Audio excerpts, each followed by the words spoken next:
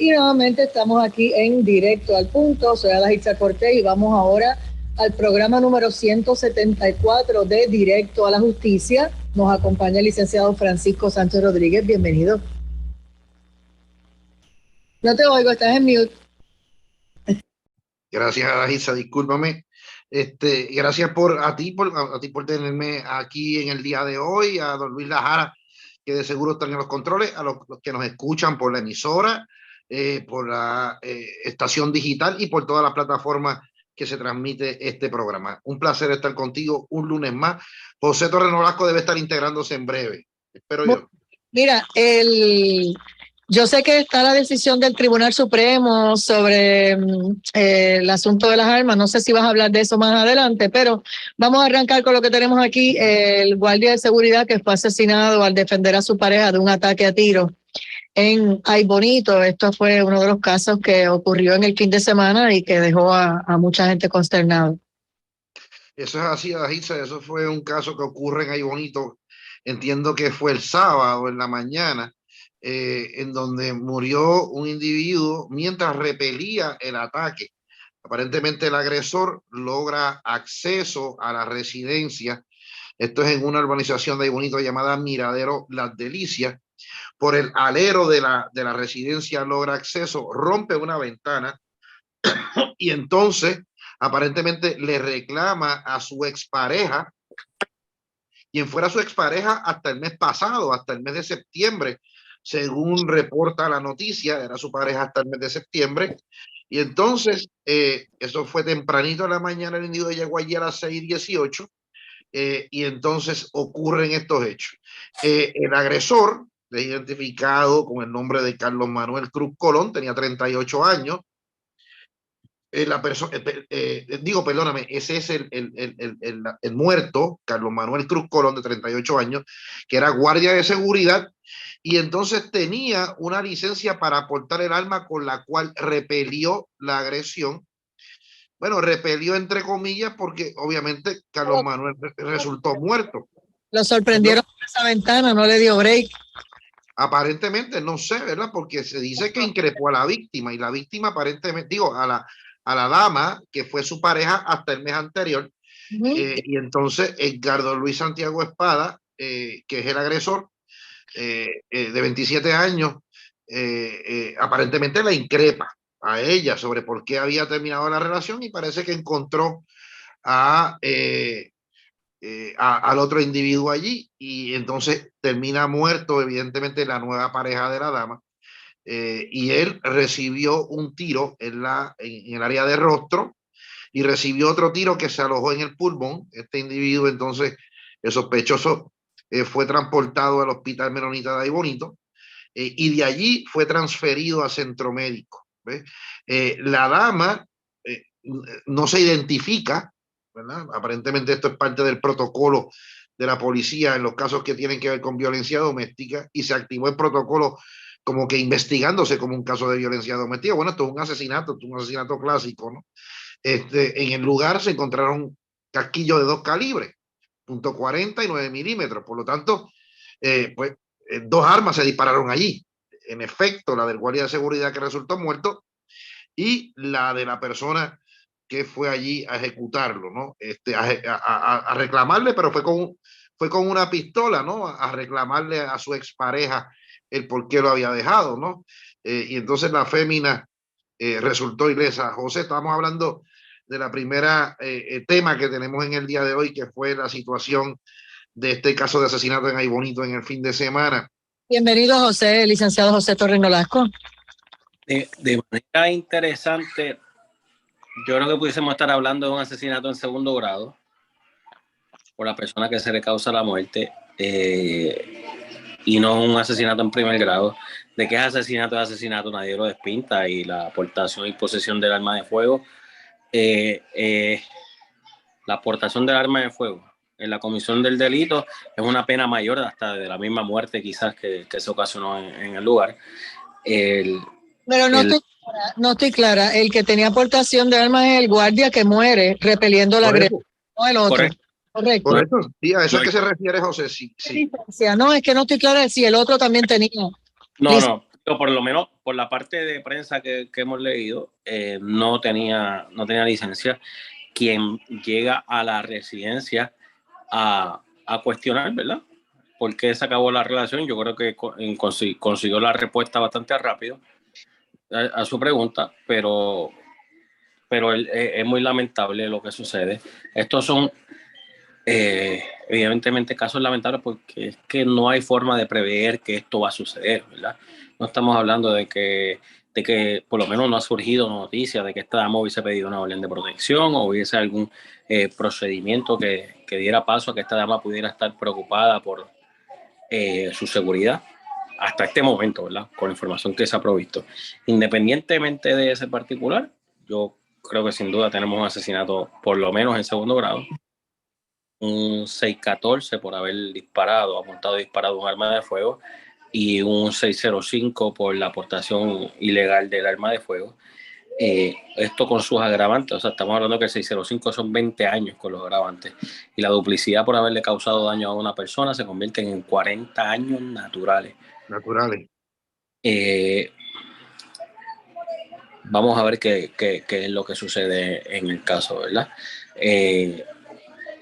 ¿Y se esperaba la consulta con la Fiscalía de Aybonito, José, y vimos también que no había historial previo, por lo menos en esta pareja, de violencia doméstica. En el agresor tampoco se encontró que tuviese algún tipo de expediente criminal, ¿verdad?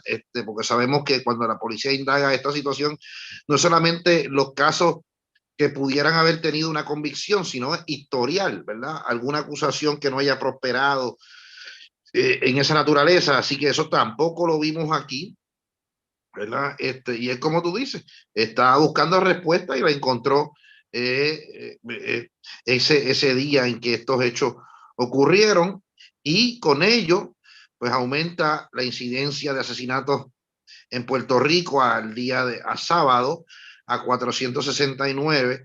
Dice 42 asesinatos menos que el año pasado, ¿verdad? Así que por ahí vamos, ¿no?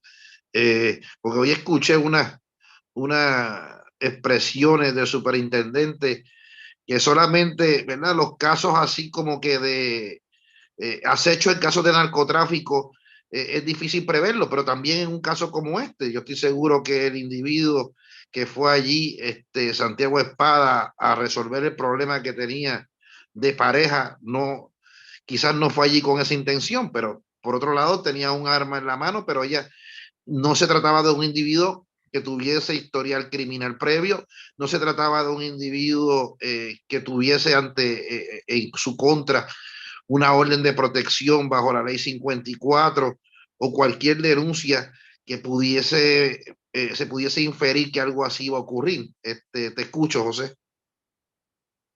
Ahí está. Concuerdo contigo. Yo no veo cómo esto es previsible, tampoco los asesinatos por acecho, o sea, la pelea por el control de puntos de droga. La realidad es que eso no tiene forma de controlarse. Y este tipo de asesinatos, vuelvo y digo, yo estoy pensando en un segundo grado, no conocemos parte de la prueba, quizás pudiésemos estar hablando de súbita pendencia o arrebato de cólera. El hecho es por qué esta persona se encontraba armada, que es lo único que pudiese sacar la súbita pendencia o arrebato de cólera quizás del panorama. Pero alegadamente aquí hubo discusiones, los tiros fueron a través de la ventana. Evidentemente quien hace detonaciones a través de una ventana se corre el riesgo de lo que pueda ocasionar, pero la intención específica de causar la muerte son otros elementos que tienen que probar. Es un caso bastante interesante y de manera pues, lamentable tenemos parte de la prueba nada más. O sea, o no tenemos la información completa. No tenemos la información completa para dar un... A través de los medios, exacto. Bueno, yo estoy seguro que la Fiscalía... Yo estoy seguro que la Fiscalía de Aybonito debe estar radicando cargos en esta misma semana, ¿verdad? Y ya sabremos los cargos que se le radican al individuo. Perdóname, Dajitza, no te escucho. Al hospital herido también, así que pues obviamente me imagino que estarán esperando que lo estabilicen o lo que sea. Pero según el corte de prensa ya la persona estaba estable, así que no dudo que ya mismo le radica. probablemente hoy ya le erradicaron, es muy probable, porque la noticia corrió el sábado y no ha habido actualización al día de hoy, probablemente ya, porque eso es cuestión de que los fiscales lo que hacen es que inmediatamente lo dan de alta, se Bueno, lo llevan y le erradican.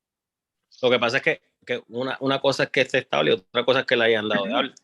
Claro, que esté estable puede ser que esté libre de peligro, pero todavía debe estar convaleciendo. Tiene un tiro en la cara y otro alojado en el pulmón. Esto puede traer múltiples consecuencias. Insistimos, lamentable. ¿Cuántas personas pudieron haber estado de riesgo? No se habla si había menores o no dentro de la residencia, por lo menos yo no leí sobre ese particular. Me da la impresión que este caso se está tratando de una forma bastante hermética porque hay mucha información que no ha fluido. Como Sánchez, ni el nombre de la dama, bueno, por lo menos nosotros no lo conocemos, que con toda probabilidad en el municipio lo conoce todo el mundo, pues sabe quién residía allí y demás, pero en la prensa no hay mucha información. El próximo caso es que encuentran muerto a un alegado narcolíder en la cárcel de Bayamón de nombre Starling Abreu Rodríguez. Adelante. Bueno, ese es un individuo, como vimos también, tenía un caso que se remonta al año 2020, José, donde este individuo le dispara a una mujer en Río Piedra, estaba prófugo por ese delito. Obviamente tenemos que concluir, no lo dice parte de prensa, pero que tuvo que haber sido arrestado, habrá sido, suponemos, extraditado, porque donde lo arrestan es en Pensilvania, y Puerto Rico entonces lo habrá requerido conforme a la ley uniforme de extradición, de extradiciones, interestatal, ¿verdad? Es una ley interestatal, no extradición internacional, sino interestatal. Se trajo a Puerto Rico, se procesó y finalmente el individuo salió culpable porque pues, estaba haciendo la condena, ¿no?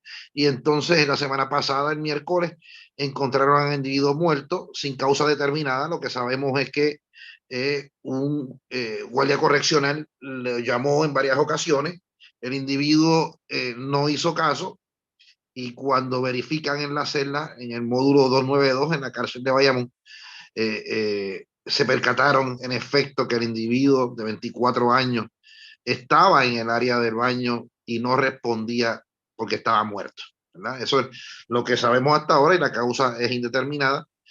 ¿Qué dirá el Instituto de Ciencias Forenses? ¿Cuáles serán los resultados de la autopsia?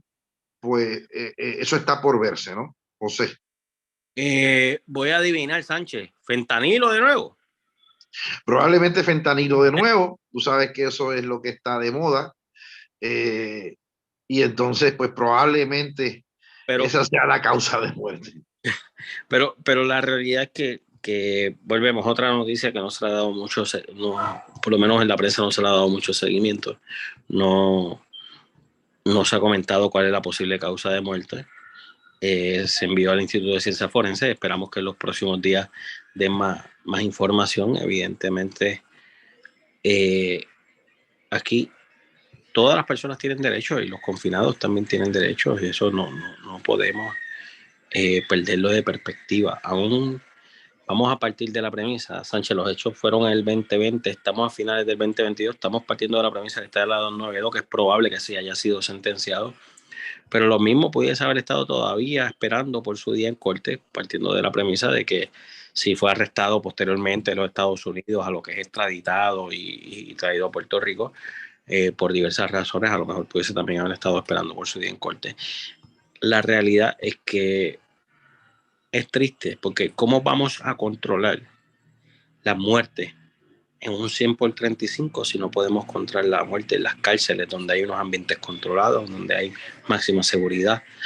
No podemos aspirar a que bajen los homicidios en las calles si no podemos controlarlos en las cárceles del país. Y suponte que no haya sido un homicidio y que sea muerte por fentanilo. Y entonces, ¿cómo controlamos la entrada de esos narcóticos a la cárcel también, verdad? Es una cosa que está fuera de control, vamos. El uso de esta sustancia en las cárceles y en la calle. Porque recuerda que al legalizarse muchas drogas, tú sabes lo que se ha hecho, digo la marihuana en específico, más ninguna, ¿no? pues en la calle la están mezclando con fentanilo, la marihuana. Y entonces, pues para competir, para dar un producto en la calle que tenga mejor beneficio, entre comillas, para el que lo compra, pues la nota, si la compras en la calle es mejor porque tiene fentanilo. Ya no es como antes que se vendía y no tenía y no contenía el fentanilo. La situación es bien difícil porque en corrección realmente no hay cosas que no mejoran. Yo recuerdo, por ejemplo, confinados que ya estaban en la calle y habían tratado de dejar la heroína, que obviamente pues mayormente se pullan, ¿verdad? Por las venas a metérselo. También hay otras formas de hacerlo y estaban usando Suboxone en la calle bajo el tratamiento ¿verdad? A través de APS, etcétera, etcétera, y caían en la cárcel de nuevo por alguna razón. Y entonces mandaban a buscar las famosas láminas de ese medicamento lo dividían en 4, lo vendían, no sé qué cosa, y obviamente lo consumían. Y recuerdo, yo trabajé en corrección, las pelas que le daban a algunos confinados porque le estaban dañando el negocio de la heroína y el negocio de la cocaína y demás. Así que esto es un negocio redondo. Los que trabajan en la cárcel saben de lo que yo estoy hablando, los presos que me puedan estar escuchando saben de lo que yo estoy hablando, que en algún momento a lo mejor dijeron, mira, yo quiero usar este medicamento que obviamente es un bloqueador para no volver a usar heroína y terminan otra vez enfermos, ¿verdad? Con su condición. Y en corrección, bien, gracias. Por más que me digan que están trabajando bien, que ellos, olvídate, son una ultra, eso no es cierto. No están trabajando bien porque por cada muerto allá adentro nadie entra a la cárcel a morir, porque si no le hubieran dado pena de muerte. Entra a la cárcel a cumplir una sentencia y a tratar de sobrevivir y salir a la libre comunidad. Y el departamento se llama Departamento de Corrección y Rehabilitación, pero siempre se les olvida el apellido. La rehabilitación la utilizan más bien para cumplir, porque de 14,000 presos, 13,000 los que hayan en un momento dado, tal vez 200, menos de 400 salen a trabajar en las famosas brigadas. El resto está trancado 24/7, así que ¿qué es rehabilitación? La rehabilitación no se la están dando a todo el mundo y obviamente salen a delinquir y después dicen, es que ellos son malos. Bueno, todo el mundo tiene que poner de su parte, ellos también, y nosotros como sociedad que cobramos por eso, porque obviamente corrección cobra por el apellido rehabilitación, pero lamentablemente que me prueben que le están dando rehabilitación a los 14,000 y yo me callo la boca. Pero yo trabajé allá adentro y no es cierto. Pasamos al otro tema, ¿verdad? Sentencian a un hombre a 12 años de prisión tras provocar un incendio para cobrar un seguro de 250,000. El truco y el rey del truco siempre Puerto Rico está número 1. Ay, señor. Vamos a ver, Francisco. Mira, este caso es como el que hablábamos hace una semana o dos, yo creo, José, de la burla aquella, ¿te acuerdas de la muchacha que había matado a 4 individuos en diferentes eventos y utilizando un arma de fuego? Pues les dio muerte, ¿no? Y le dieron 40 años, a 10 años por muerto, pero este sí que es otro. Este es otro de las cosas que te la ponen y la gente dice, wow, los federales sentencian a 12 años de prisión tras provocar un incendio para cobrar un seguro de 250,000. Y tú dices, wow, qué bien, le dieron 2 años por cometer fraude a un seguro. Es que eso no es lo que pasó ahí. Eso, lo que hay ahí, tú lees la noticia y tú lees los hechos del caso, analizas los hechos del caso, tal y como están expuestos ahí. Es un asesinato en primer grado. Y es un asesinato en primer grado porque fíjate, aquí el protagonista aparenta ser un individuo de nombre Rafael García Sánchez, que es al que sentencian a 2 años de prisión, con 5 meses, ¿verdad? Conspira con otros individuos para pegarle fuego a un local, que es un local que lo operaba allí la organización Proayuda a Personas con Impedimentos o PAPI, en Río Grande, ¿verdad? Entonces, este individuo se pone en concierto y común acuerdo con otros, uno de apellido García Charboniel, otro de apellido Torres Lazú, otro de nombre Cristian Aponte Charboniel, y entonces le dice, mira, le dan las instrucciones para que le peguen fuego a este local por medios electrónicos. Ahí es que eso es lo que le da jurisdicción federal, ¿verdad? A la Fiscalía Federal en Puerto Rico. Y de hecho el caso lo investiga la ATF. Pero miren esto. Muere uno de los coautores y que responde al nombre de Cristian Aponte Charbonnier. ¿Fallece por razón de qué? Fallece por razón de quemaduras, ¿verdad? Estuvo varias semanas convaleciendo hasta que finalmente muere. Bien, someten la documentación y someten todo a Universal Insurance, pagan los 250,000, hacen esa reclamación de 250,000. Y entonces, en términos de cómo ese individuo que muere, Cristian Aponte, dicen que fue en otra sucursal de Opapi, en otro edificio, que el individuo estaba trabajando con un generador y entonces se quemó. Bueno, si tú vas a la regla en Puerto Rico, y que es la regla en la mayoría de los estados del Felony Murder Rule, entre los delitos base que hay, y si una persona resulta muerta por razón de la comisión de un delito, es el incendio agravado. Y ese es el que se da aquí. Entonces, Aponte Charbonnier muere y bueno, todos hacen alegación de culpa. El más que recibe una cantidad de años es este señor García Sánchez Rafael, ¿verdad? Y vamos, los demás hicieron alegación y ya estaban cumpliendo cuando terminan el caso con este último de nombre Rafael García Sánchez. Entonces, ahí también está implicado otro individuo de nombre Raúl García Sánchez, que supongo que era hermano del otro, que es el que inventa la historia de que el individuo se quemó en Yabucoa, y de ese no sabemos qué pasó. Y entonces resolvieron esto con 12 años para Rafael. Los demás hicieron alegación que tuvo que hacer una chavería y lo anuncian con bombos y platillos, cuando esto es un asesinato primer grado, un primer grado. No sé. Sánchez, yo tengo una percepción y no Difiere. tengo data, y no tengo la data, ¿verdad? Se puede pensar que estoy disparando de la baqueta, pero mi impresión es la siguiente. La jurisdicción de Puerto Rico en casos federales es una de las más altas en la nación en convicciones. Claro. 95%.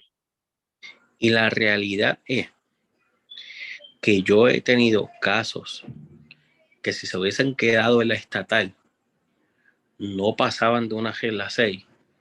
Con un juez que se respetara a sí mismo no pasaban de una regla 6. Y en la federal terminan cumpliendo cárcel. A lo que voy es que la gente le coge mucho miedo a los casos federales y terminan haciendo alegaciones y plis cuando los federales no tienen la prueba. Porque con la misma prueba que intervinieron aquí en Puerto Rico en casos de armas y de drogas que no se sostenían de ninguna forma, se lo llevaron para la federal y están cumpliendo cárcel. Con eso te digo que me da la impresión que este caso, al igual del que mencionaste, que le dieron 40 años a aquel muchachito, el que había asesinado a 4 personas distintas en eventos distintos con uso de armas de fuego, me da la impresión que es un caso que Fiscalía Federal dio unos acuerdos muy buenos y que los abogados terminaron cogiendo los acuerdos por miedo a lo que es la cárcel federal, a lo que es el Tribunal Federal y el porciento tan alto de convicciones. Porque es que no lo puedo entender, Sánchez. Te soy sincero, yo no lo puedo entender. Estos acuerdos son tan buenos que la prueba tiene que ser tan mala para que te hayan dado esos acuerdos que no hubiesen prosperado. Esa es la impresión que me da. Usted estuvo de fiscal de distrito en varios distritos y sabe que en un acuerdo tienes que sopesar las posibilidades que tienes de prosperar y probar tu caso más allá de dudas razonables o las posibilidades en su momento de perder el caso. Y en eso, en muchas ocasiones, se basan los acuerdos que se dan. Pues me da la impresión, y puedo equivocarme, pero lo único que puedo justificar estos acuerdos que ha dado Fiscalía Federal, por lo menos en estos 2 casos que hemos mencionado. Piensa. ¿Y por qué la Fiscalía Estatal no los radicó ellos? Probablemente sea eso, que la prueba sea malísima para sostener los cargos, y entonces dieron eso, se los llevaron para la jurisdicción federal, y allí los engancharon con un delito de fraude electrónico. Bueno, vamos para la pausa y volvemos entonces. Vieron que ya ellos saben, ellos están claros. Regresamos en breve aquí a Directo a la Justicia con los licenciados Francisco Sánchez Rodríguez y José Torres Nolasco. Esto es Directo al Punto. Soy Adaitza Cortés y seguimos acompañada de los licenciados Francisco Sánchez Rodríguez y José Torres Nolasco. Si no quedó nada más del tema anterior, ¿verdad, Francisco? Pasamos al próximo. Sí, podemos pasar al próximo, que es la decisión del Tribunal Supremo en el día de hoy, cuando tú me digas.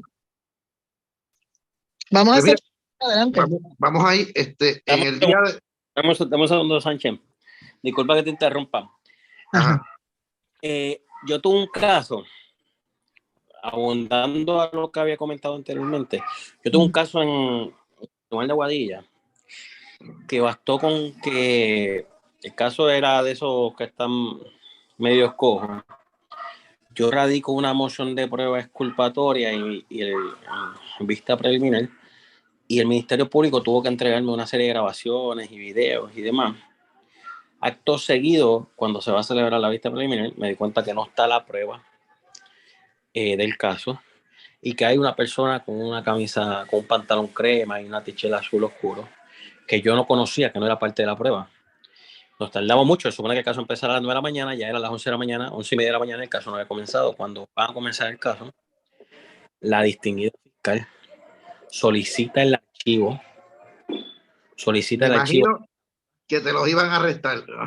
Porque hay un federal relacionado a los hechos. Insisto en lo mismo, en ocasiones la Fiscalía Estatal no tiene la prueba suficiente para probar su caso y provoca que los federales se lleven los casos. Seguro. Ustedes siempre dicen que monten bien los casos, pero de eso sabe Francisco Sánchez Rodríguez y se puede acostar temprano, porque dirigió la Fiscalía de Ponce, Fajardo, Carolina, estuvo 19 años allí como fiscal y sabe cómo se bate el cobre. De hecho, trabajé también en integridad pública, así que tú sabes que hay casos y hay casos que realmente no se sostienen porque no hacen buen trabajo, y otros colegas que hacen un buen trabajo, pero lamentablemente pues este es un saco para ganar y uno para perder. Así es. Vamos al tema de la decisión del Tribunal Supremo con relación a la ley de armas y demás. La segunda. Pues mira, hoy bajo es un caso, me parece importante, ¿verdad? Una decisión que evidentemente responde como que a esa inclinación demócrata puertorriqueña típica, que nada, no está mal en derecho, o sea, lo que dicen es verdad, o sea, ese tipo de regulaciones existen en otros estados. ¿Y a qué tipo de regulaciones es que me estoy refiriendo? Bueno, es que el Tribunal de Apelaciones había declarado inconstitucional el artículo 5.04 de la ley de armas del 2000, de la ley de armas anterior a la hora, pero que tiene su artículo sinónimo, ¿no? En donde, pues, el Tribunal de Apelaciones había declarado inconstitucional el artículo 5.04 en la medida en que exige para portar un arma de fuego que se tuviese una licencia, ¿verdad? Ese es básicamente en esa sentencia, en esa opinión de 34 páginas que emite el Supremo en el día de hoy, ¿ok? Y el caso llevaba tiempo, muchísimo tiempo, porque comenzó para allá, para diciembre del 2015 y enero del 2016, donde se radican cargos por violaciones a distintos articulados de la ley de armas contra 4 individuos. Los nombres son irrelevantes aquí.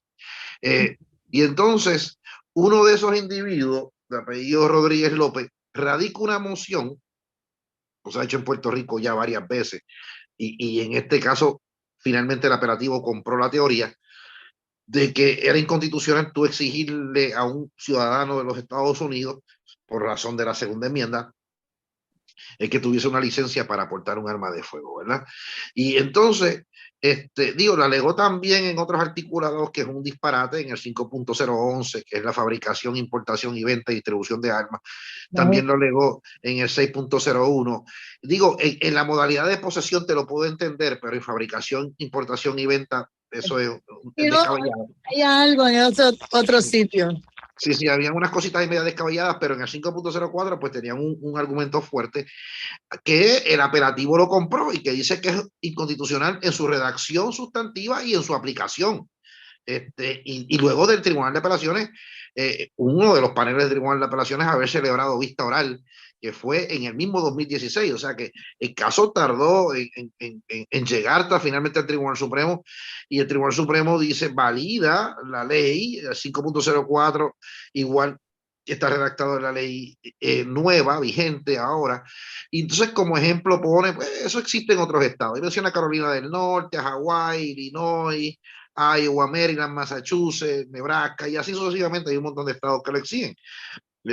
Estados en su mayoría demócratas, y los estados republicanos, pues meramente un permiso que tú vas y simplemente haces un trámite de registración, porque algún tipo de control debe haber, pero es el mínimo, ¿no? Es el mínimo de que el estado tiene que saber en dónde paran las armas, ¿verdad?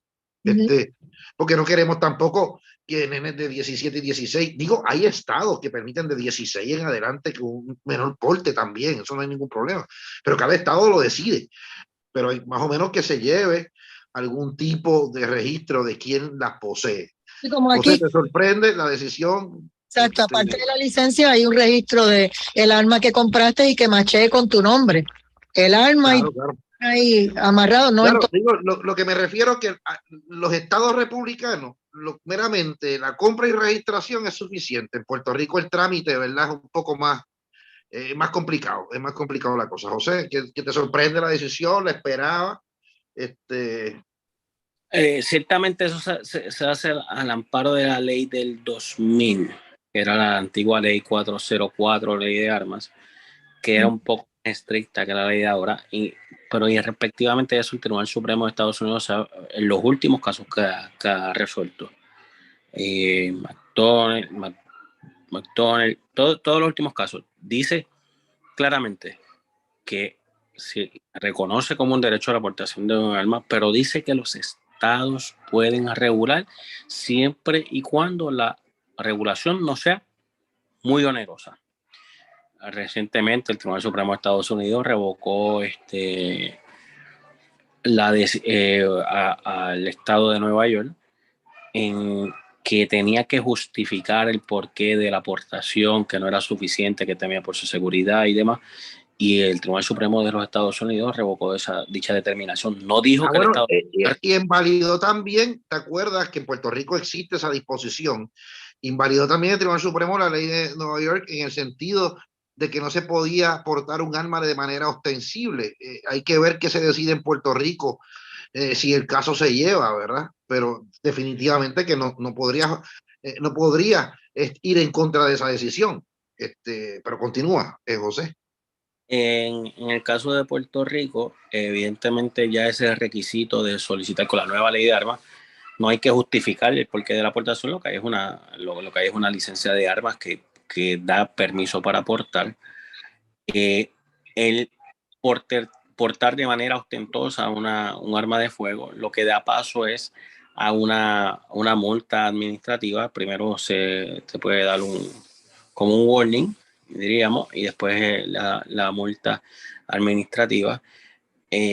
No me sorprende la decisión del Tribunal Supremo de Puerto Rico. El Tribunal Supremo de Puerto Rico es bastante conservador sobre este particular de las armas de fuego, y bastante conservador en cuanto a sus determinaciones. No estamos hablando de conservador republicano o conservador demócrata o liberal demócrata. Estamos hablando de conservador en cuanto a sus decisiones. El Tribunal de Puerto Rico es bastante conservador en sus decisiones, o sea que no me sorprende para nada dicha determinación. Sin embargo, es el mismo tribunal que recientemente reconoció en una instrucción al jurado que que no puede haber una presunción de que un arma se porta de manera ilegal, y de que una persona que está portando un arma la está portando sin permiso para ello.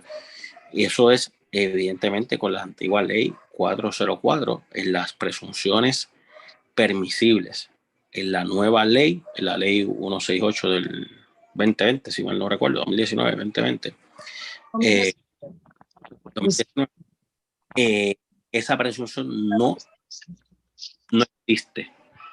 La presunción de que un arma se porta de manera ilegal no existe. Es importante. O sea que vuelvo y digo, esto es un caso resuelto al amparo de la ley anterior, una ley más conservadora, pero insisto, el Tribunal Supremo de los Estados Unidos ha determinado que sí los estados pueden regular. Lo que pasa es que dicha regulación no debe ser demasiado onerosa. Y en Mira, este caso, de eso que tú dices, de hecho, se había resuelto el Tribunal Supremo hace ya como 15 o 20 años, José, en un caso que subió desde Virginia hasta el Tribunal Supremo de Estados Unidos, que tú no puedes encontrar culpable, convicto a alguien a base de presunciones, porque tú sabes que sí, en todos los estados hay presunciones. Y entonces si tú vienes y lo que te dice, si tú estableces los elementos bases de una presunción, entonces la otra parte está obligada a rebatirla. Y si el fiscal viene y establece una presunción en contra del acusado, pues está obligado a rebatirla. Y entonces, pues, el Tribunal Supremo dice, eso no. Yo creo que Puerto Rico se tardó demasiado en resolver eso, pero bueno, pues al fin se resolvió. Pero que yo sepa, por lo menos yo en los años que trabajé en fiscalía, nunca establecí una presunción en contra de alguien, ni me pegué a una presunción para que se le diera una particular instrucción al jurado, ¿verdad? Excepto la típica de que si no muestras la licencia, se presume como quiera ilegal el arma y viene el acusado, es el que viene obligado a presentar la licencia, ¿verdad? Excepto esa, yo nunca usé presunciones para eso. ¿Cómo es? Yo entiendo que hay dos tipos de presunciones. Y vuelvo, ahora soy yo creyendo. Hay dos, pero no, ¿cuáles son las incontrovertibles? No hay ninguna incontrovertible. No es de eso lo que te iba, no es de eso lo que te iba a hablar. Yo puedo entender que hay unas presunciones que dan paso a una intervención, pero es distinto a una presunción para traer culpable a una persona más allá de duda razonable. Me explico. El criterio para justificar una presunción, si mal no recuerdo, es probabilidad de que los hechos ocurrieron. Para justificar una intervención no necesitas con la probabilidad de lo que los hechos ocurrieron. Pero ya para traer culpable a una persona es más allá de dudas razonables. Y a eso yo entiendo que no es lo mismo. Y ese José Torres Nolasco es mi forma de pensar. No es lo mismo una presunción que da paso a una intervención o que justifica una intervención a una presunción que sea capaz de llevar a una persona culpable más allá de dudas razonables. No, por eso, y eso fue lo que decía el Tribunal Supremo de Estados Unidos hace como 20 años atrás. Por eso es que te digo que en Puerto Rico, pues lo hicimos ahora, ¿ves? Pero nada, vámonos a Milwaukee ahora. El próximo caso es lo del padre de Jeffrey Dahmer, que quiere demandar a Netflix por no contarlo, ¿cómo es? Contactarlo para hacerle la serie de su hijo. ¿Esa tú la tienes? Esa misma es la que hablo, de esa nota. Mira, todos hemos visto que, ¿verdad? En Netflix tiene esta serie ahora, que es la historia del monstruo, de Jeffrey Dahmer, que todo el mundo sabe, le llamaban a este individuo el monstruo de Milwaukee, que mató un sinnúmero de personas entre el 1978 hasta el 1991, ¿verdad? Y entonces tenía relaciones sexuales con los muertos, los cortaba en pedazos, los cocinaba, se los comía, guardaba alguna parte que otra del cuerpo como trofeo para mantenerse cerca, fotografiaba cada una de sus víctimas una vez muertas y mutiladas, ¿verdad? Nada, no vamos a hablar de la biografía del tipo, pero la gente sepa de quién estamos hablando, del monstruo de Milwaukee, Jeffrey Dahmer, y estoy seguro que todos los que nos están escuchando, muchos ya habrán visto la serie porque está número 1 en Netflix ahora mismo, ¿verdad? El nombre, pero ese es un caso bien famoso, que obviamente Claro. Entonces ahora el papá está considerando demandar porque no lo contactaron, porque se han inventado una serie de cosas ahí que obviamente el mismo productor dice que hay algunas cosas que se tomó una licencia poética, por decirlo de alguna manera, ¿verdad? Y tratar de darle algún tipo de rasgo humano a Jeffrey Dahmer, no como las películas una película que yo vi nada más previa de él, lo que hacía era coger la víctima, llevarla al apartamento, tener relaciones sexuales y luego matarlo, y ya está. Sino que presentan un diálogo, ¿verdad? En la serie con las víctimas y hasta un romance, que nada de eso está en las confesiones de Jeffrey Dahmer, pero le dieron un toquecito ahí más o menos humano, ¿verdad? Y el papá dice que no lo contactaron, él escribió un libro que casi nadie lo compró, y entonces, que se llama Father Story, y ahora pues quizás venda uno que otro, ¿verdad? Es porque no hay duda de que el papá, el personaje del papá en la serie tiene un rol bastante activo, ¿no? Que no lo ha tenido antes ni en documentales, ni en una de las películas que se hizo sobre este asesino. Yo sé que en los estados existe no difamación, sino hay una causa de acción que se llama intrusión a la tranquilidad personal, una acción de common law que hay como si fuera la difamación, pero no es que te hablan falso de ti, sino que lo que expone el medio y lo que expone, sea periódico, sea televisión, o sea lo que fuere, te expone tu vida y nadie lo consultó, y entonces el TC si se debió haber consultado o no. Bueno, yo no veo mucha cosa ahí, mucho que esto pueda prosperar esa demanda, pero ahí está, ¿verdad? Y está, obviamente está reunido con un abogado, están haciendo copio de evidencia, evidentemente la demanda vendrá, porque hablan de Netflix y Netflix hay millones de billetes ahí, ¿verdad?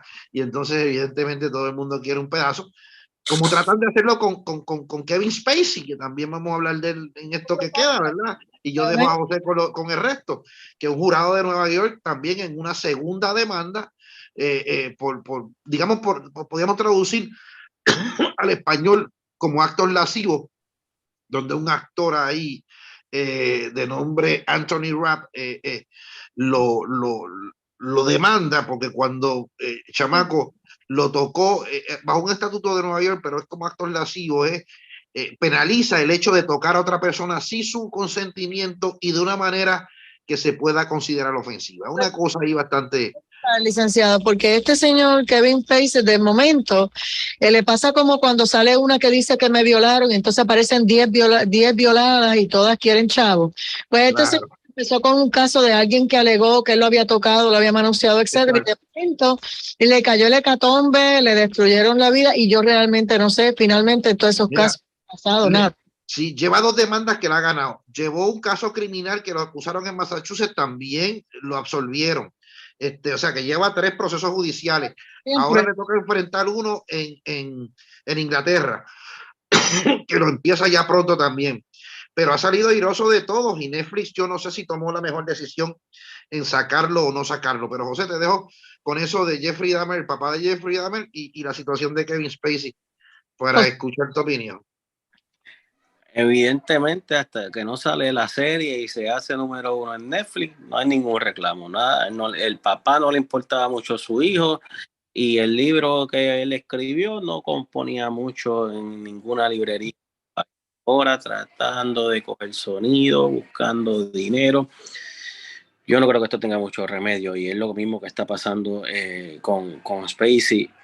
Yo creo que los jurados se están percatando de la intención maligna con el propósito de buscar algún beneficio económico, y no están teniendo éxito. Entonces, vamos, lo que pasa, y por ejemplo, puedo decir que en Estados Unidos se promueven muchas acciones legales. Por ejemplo, en Puerto Rico no es así.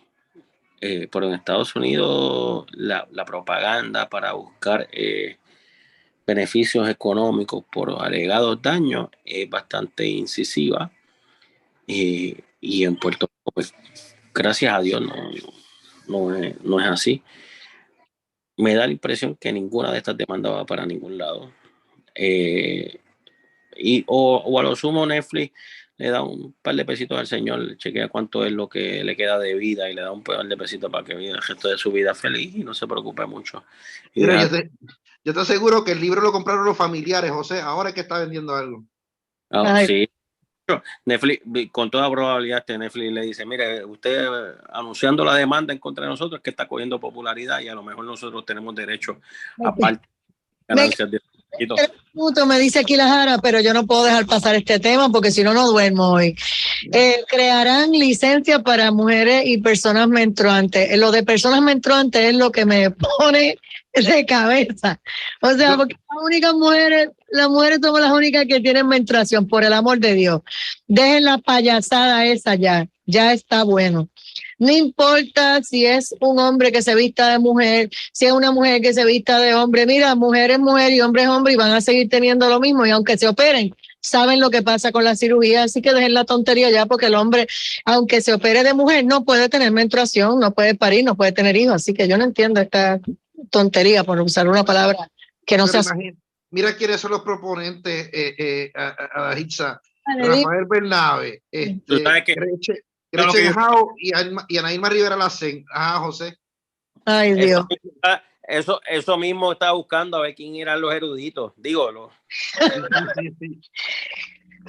Lo de persona menstruante, no sé, biológicamente hablando, quien único puede menstruar es la mujer y quieren imponernos su ideología de género y su vocabulario, y eso está en lo nuevo, que ahora no quieren llamarnos mujer, sino persona menstruante, y hombre es otra forma. Entonces los niños igual, esto de niñas y niños, pues ellos tampoco quieren usar esas palabras. Ellos quieren cambiar el mundo y lo quieren hacer de golpe y llevarse todo enredado, ¿verdad? Y eso es parte de... O sea, los hombres no pueden menstruar, no importa, te puedes vestir de mujer, maquillarte, hacer todo lo que quieras hacer, no vas a ser como yo. Yo soy una mujer y obviamente las mujeres, después de cierta etapa que es la menopausia, no paren, pero tuvieron menstruación. Así que yo creo que ya está bueno de esa bachatita.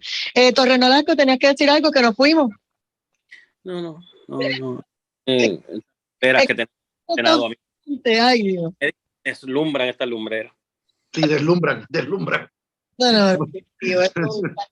Dios me los cuide. Gracias, Francisco Sánchez Rodríguez. Gracias, José Torre Nolasco, licenciados de nuestro país, que cada lunes están aquí junto a ustedes en Directo al Punto con Ada Hitza por aquí por Borinquen Radio. Así que linda noche a todos y será hasta mañana en otra edición de su programa. Que la pasen bien. Un abrazo.